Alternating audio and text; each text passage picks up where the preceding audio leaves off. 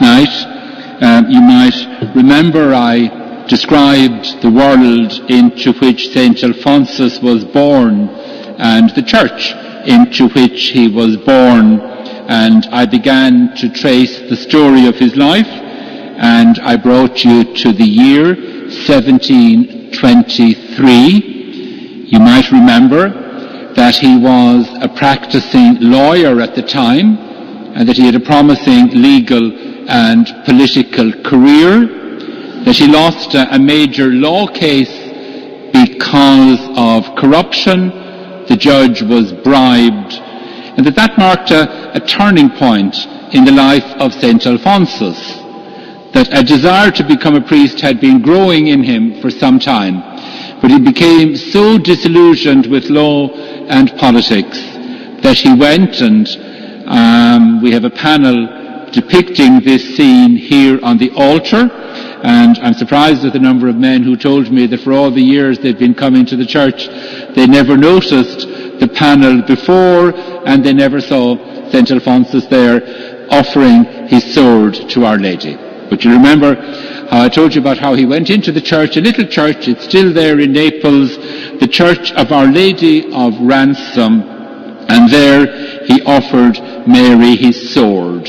And that was a sign that he was turning his back on the world and that he was taking a new direction. But it was also a sign that he was going to move away from the lifestyle of the nobility, because in Naples at the time, only the nobility were allowed carry swords, and the swords were more ornamental than real. But it was a sign that he was going to begin moving his life in an altogether different direction. So what I want to do this evening is to go back from 1723 and look at how the spiritual life, the apostolic life of St Alphonsus evolved. I painted a rather gloomy and depressing picture of the church in Naples at the time of St Alphonsus last night, because the church was in a bad state and it was undergoing a major crisis. But then for most of the history of the church seems to have been undergoing some kind of crisis or other. But the news about the church in Naples at the time of St Alphonsus wasn't all bad news. There was a succession of good archbishops. That was one of the bright spots, as it were, on the story of the Church of Naples at the time, that there were good archbishops, zealous archbishops, reforming archbishops.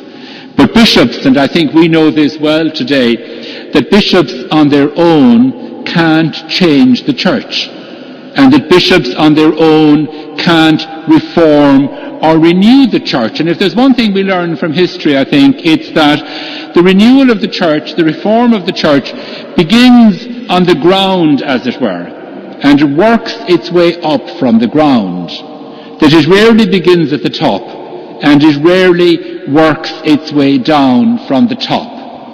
But in Naples, in the time of St Alphonsus, they were blessed, as I say, with reforming bishops, and they were also blessed with reforming movements on the ground.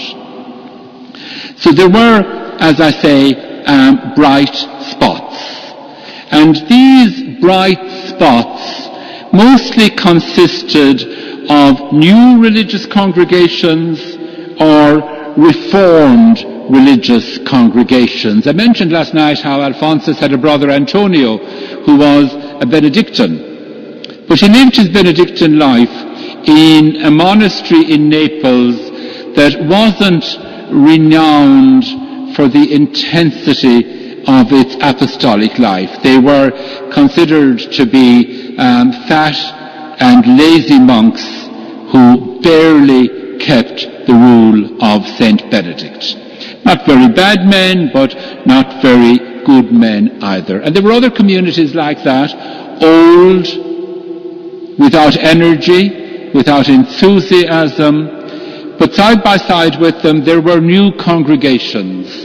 There were Jesuits. There were Vincentians. There were Capuchins. And there were Oratorians. And the Oratorians were significant in the life of St Alphonsus. Now, we've never had Oratorians in Ireland, but the Congregation of the Oratory has been in the news a little bit lately, because when Pope Benedict was in Birmingham, he beatified John Henry Newman, Cardinal Newman, and Cardinal Newman was an Oratorian, and he introduced the Congregation of the Oratory to London and then to Birmingham. The Oratory was founded by St. Philip Neri, and it had a very gentle and very joyous spirit. And much of the work of the Oratorians, that's what we call priests and brothers who belonged to the Oratory, a lot of their work had to do with youth ministry and ministry to young adults. And the family of St. Alphonsus were very closely associated with the Oratory of Naples. And the Oratory of Naples is still there. Only a shadow now of what it was in the time of St. Alphonsus, but we can visit the church and see where he spent so much of his childhood and so much of his youth. So there were these reforming movements, and there were also saints.